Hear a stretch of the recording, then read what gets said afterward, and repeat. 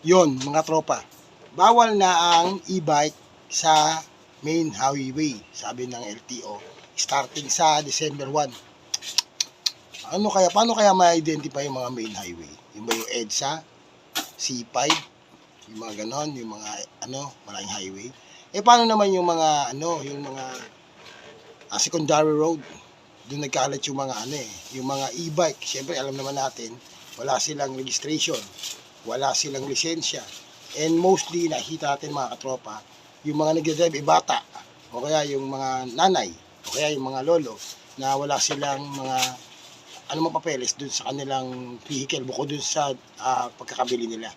Yan, diba? Kaya ang problema niya mga katropa, pag naka-aksidente, bye-bye, sorry. Kaya tama lamang na mawala na ang mga e-bike muna sa mga national road.